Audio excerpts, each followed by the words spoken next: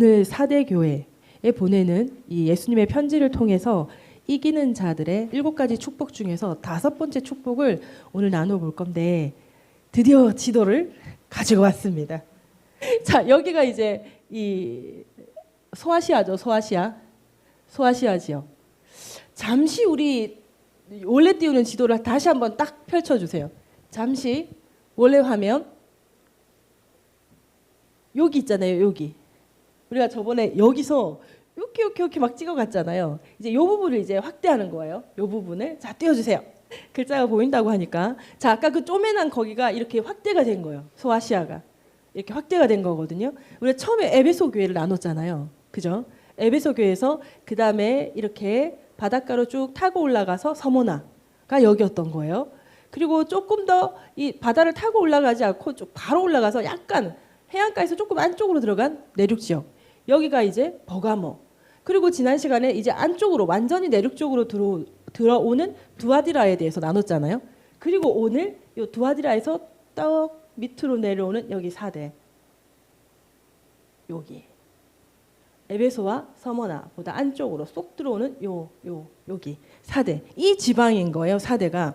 근데 이 사대가 이 도시 중심부가 요 지역이 이렇게 산봉우리 위에 위치한 도시라는 거예요.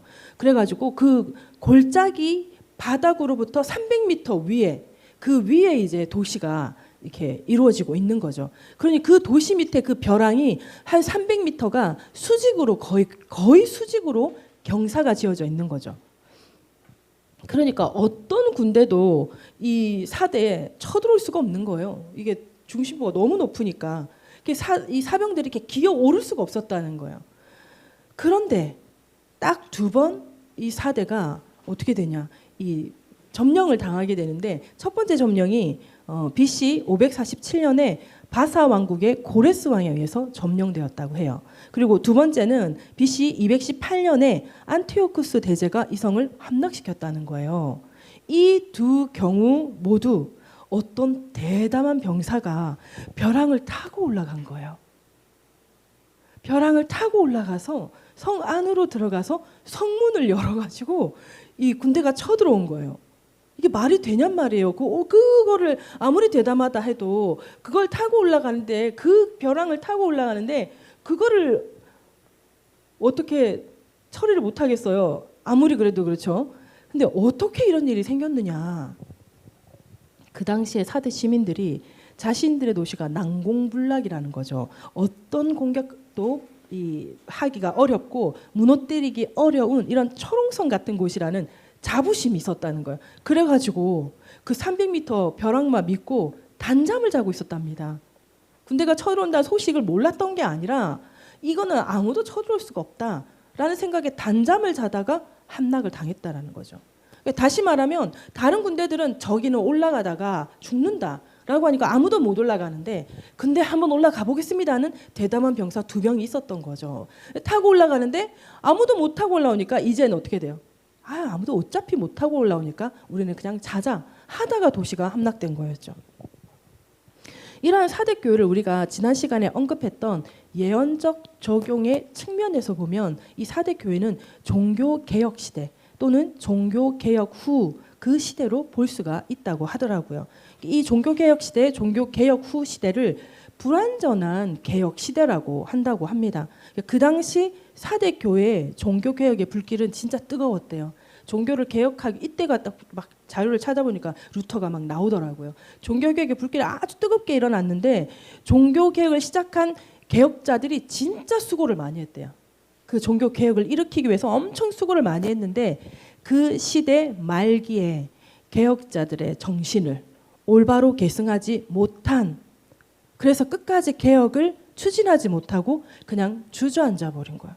그래서 현실에 안주하는 그런 안타까운 역사가 있는 시기가 종교개혁 시대고 그 시대를 이 사대교회에 비유해서 말씀을 하고 계신 것입니다. 이러한 사대교회 예수님께서 주신 말씀이 뭐냐면 3장 1절 다시 한번 합독해 봅니다. 시작.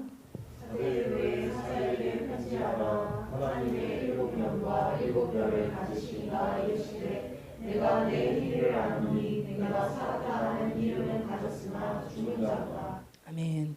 실제로 이 4대 교회는 7교회 중에 이단이나 외부의 박해가 가장 적은 교회였던 거예요. 그래서 신앙심을 똑바로 자기가 중심을 잘 잡고 있으면 충분히 신앙을 잘 지킬 수 있는 그런 외압이 없는 그런 곳이었다는 거예요. 그럼에도 불구하고 4대 교회가 살았다 하나 죽은 자다.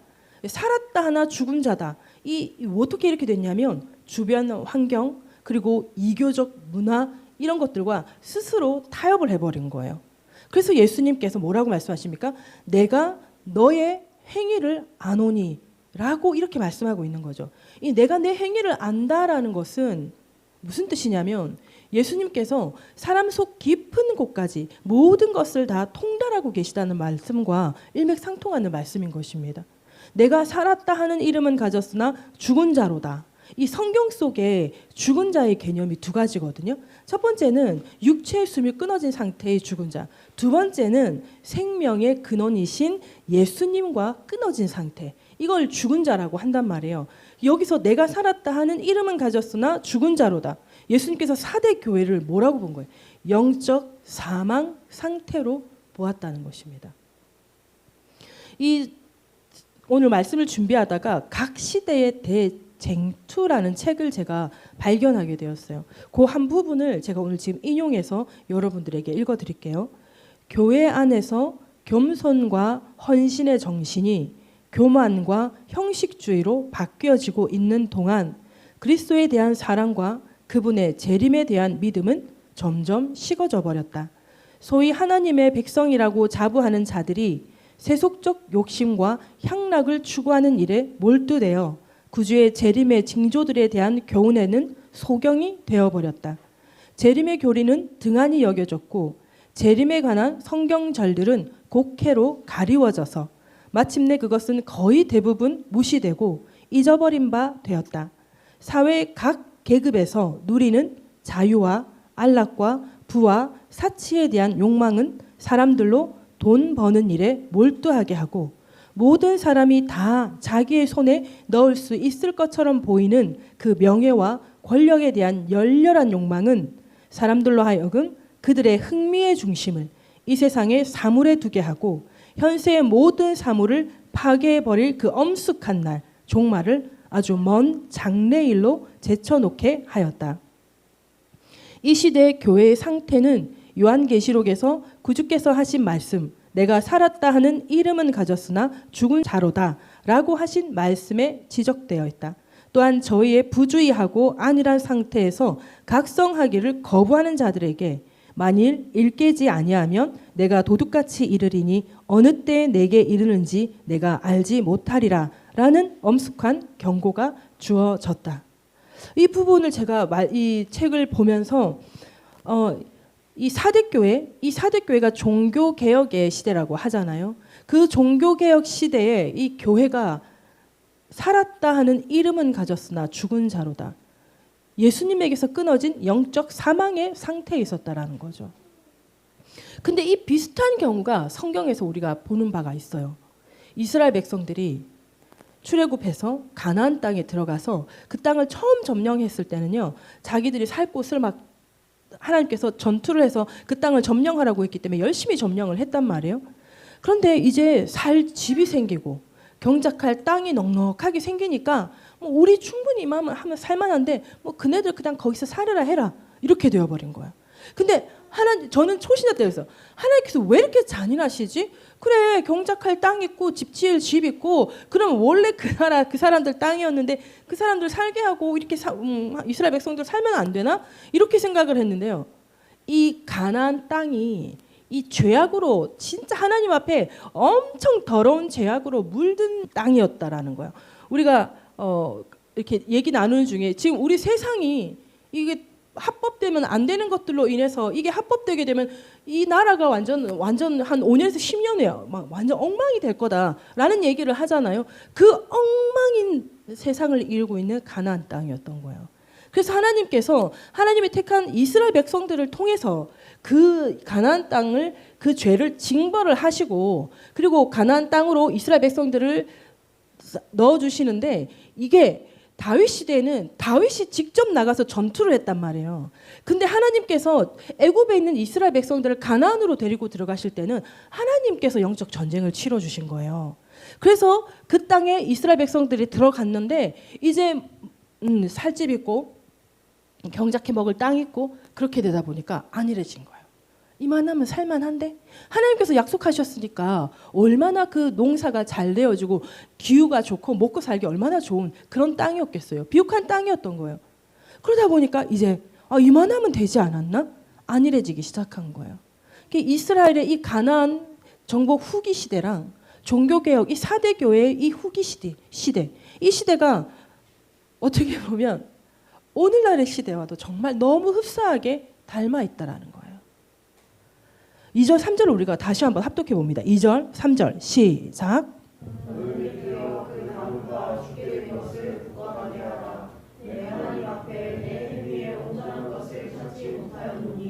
그러므로 내가 어떻게 받았으며 어떻게 들었는지 생각하고 지켜 회개하라.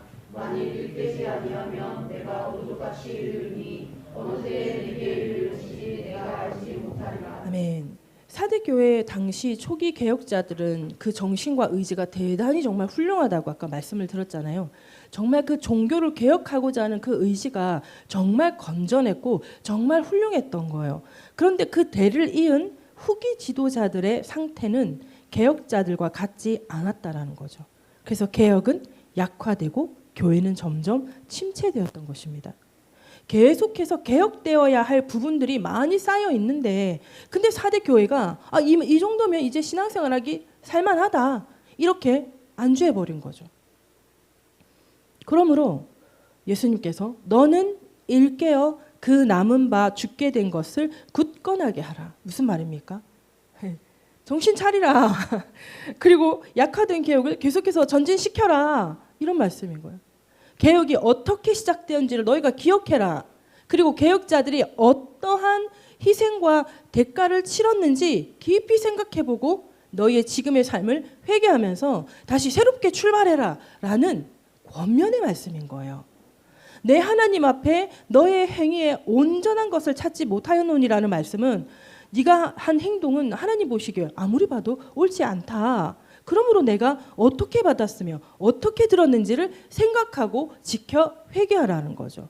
이게 무슨 말이냐면 복음을 너희가 어떻게 들었느냐, 너희가 복음을 어떻게 받았느냐, 너희가 어떤 복음을 듣고 너희가 구원을 받았느냐, 너희가 어떤 복음을 듣고 어떤 예수님의 행적들을 듣고 너희가 그 구원의 길로 가기로 작정을 했느냐, 이거를 생각하라는 거예요. 그 복음을 너희가 어떻게 받았는지, 너희의 첫 구원의 감격이 무엇이었는지를 한번 생각해 보라는 거예요.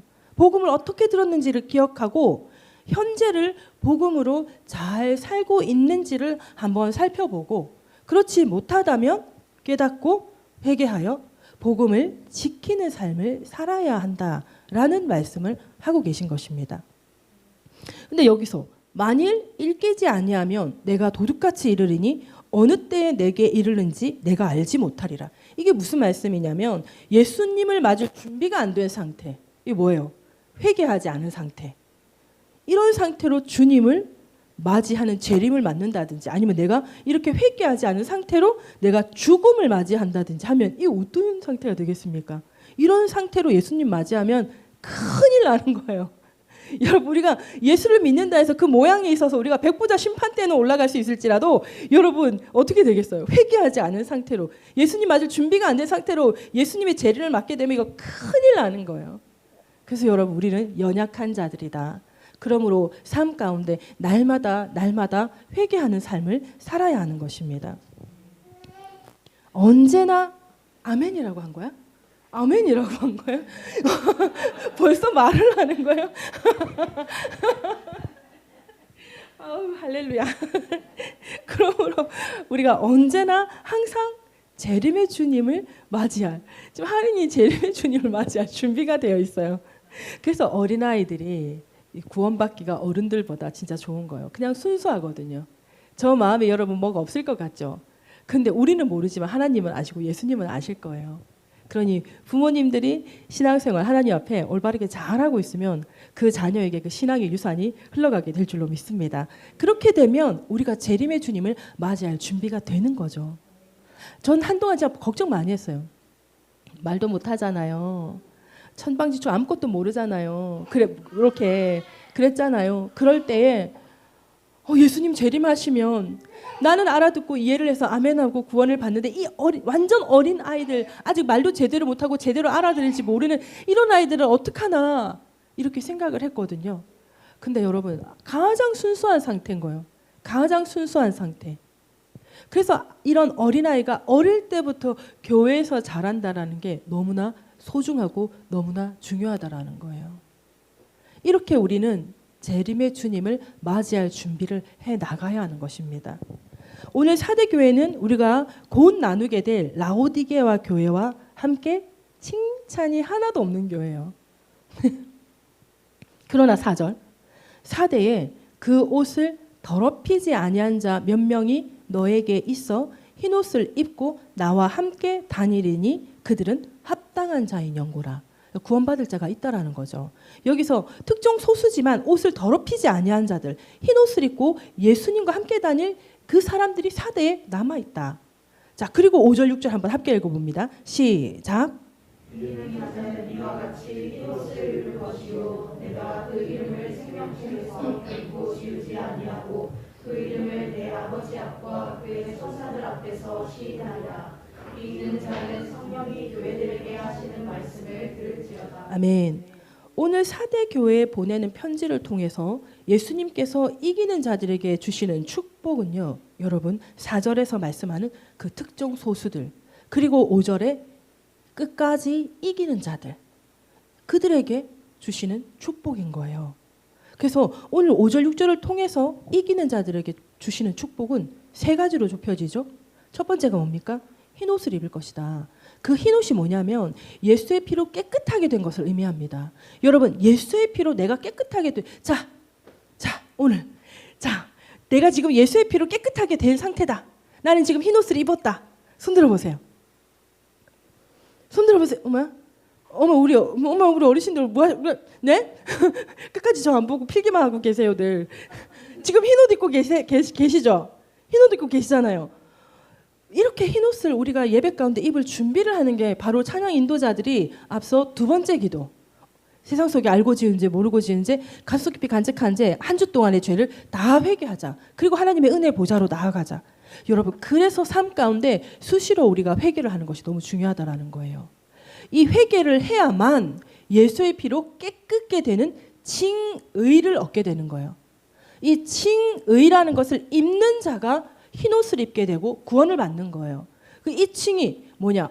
칭의, 의롭다함을 받은 상태를 칭의. 내가 의롭다 이게 아니고 예수님으로부터 내가 의롭다 칭의, 너를 하노라 이렇게 해서 어떤 직위를 주잖아요.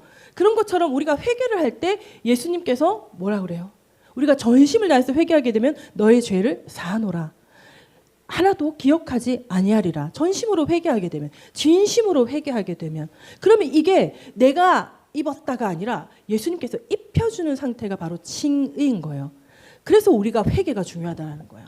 내가 스스로 의롭다 할 수가 없는 거예요. 칭의를 받아야 된다는 거예요.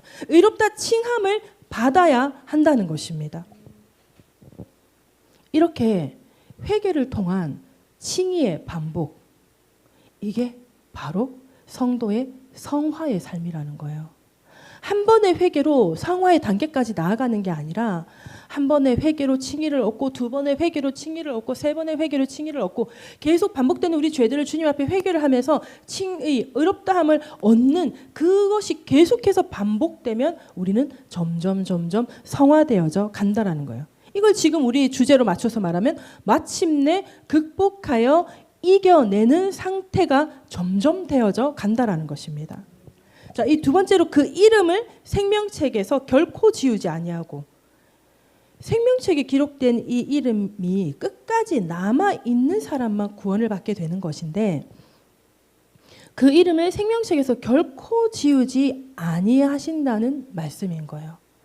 이 생명책에서 결코 이름이 지워지지 않는 삶은요, 한번 내가 구원을 받고 하나님께 내 이 생명책에 기록된 이름을 가진 자, 이 자가 이제 그 한 번의 구원의 그 경험으로 이 우리 삶을 사는 그 끝까지 갈 수 있는 게 아니에요. 로마서 5장 3절 4절 우리 금요일 날도 인용했는데, 다만 이뿐 아니라 우리가 환난 중에도 즐거워하나니 이는 환난은 인내를, 인내는 연단을, 연단은 소망을 이루는 줄 알미라. 환난은 인내를, 인내는 연단을, 연단은 소망을 이룬다. 그러면 한마디로 말하면 환난이 결국 인내와 연단을 통해서 소망을 이룬다는 거잖아요. 환난이 인내가 되고 환난을 당함에 내가 인내함으로 견뎌내고 극복해내는 거죠. 그리고 그 연단의 삶을 내가 이겨내고 극복해내어서 마침내 소망을 이루기까지, 그 삶이요, 우리가 하나님 앞에 우리의 성품이 재검토되어지는 시간이라는 거죠. 이해가 되십니까? 하나님께서 우리를 이 환난 가운데, 인내 가운데, 연단 가운데 내어 버려두심이 하나님께서 우리 안에 넣어주신 그 소망을 이루게 하심인데, 그 환난과 인내와 연단의 시간이 하나님께서 우리의 성품을 만드는 시간, 다듬는 시간, 성품을 재검토를 하시는 거죠. 그런 시간들이라는 거예요. 그런 시간들이 우리에게는 인내고 연단인 건 거예요. 환난인 거예요. 이와 같이 하나님 앞에 우리의 성품이 재검토되어지는 과정들을 통해서 우리는 그리스도의 장성한 분량이 충만한 데까지 이르게 되는 것입니다. 이러한 시간들을 통해서 우리의 이름이, 그 생명책에 기록된 이름이 지워지지 않게 된다라는 것입니다. 세 번째로, 그 이름을 내 아버지 앞과 그 천사들 앞에서 시인하리라. 이 말씀은 우리가 예수님의 인정을 받게 된다라는 거죠. 마침내 극복하여 이겨내는 자들, 이 예수님의 인정을 받게 된다는 것인데, 이렇게 예수님의 인정을 받게 되면 우리가 하나님의 인정도 받게 된다는 말씀인 것입니다. 이기는 자가 뭐라고요? 한 번도 넘어져 본 적이 없는 사람이 아니다. 한 번도 실수해 본 적이 없는 사람이 아니다. 이기는 자는 모든 어려움과 모든 환난과 모든 시험을 마침내 이겨내고 마침내 승리하는 자들인 것입니다. 회개, 칭의, 성화, 환난, 인내, 연단, 이 소망의 시간들을 통해서 마침내 이기는 자들이 다 되는 저와 여러분 되시기를 예수님의 이름으로 축복합니다. 우리는 극복하고 마침내 이겨내고 승리할 하나님의 자녀들임을 믿으시기 바랍니다. 오늘 기도하십시다. 회개를 통한 칭의의 반복으로 마침내 영화를 이루는 이기는 자가 되기를 우리 결단하며 기도하십시다. 환난과 인내와 연단의 시간들을 통해서 마침내 소망을 이루는 하나님의 자녀가 되기 위해, 그리고 오늘 말씀을 들으면서 하나님께서 개인적으로 주신 감동을 붙잡고 주의 일창하고 기도합니다. 주여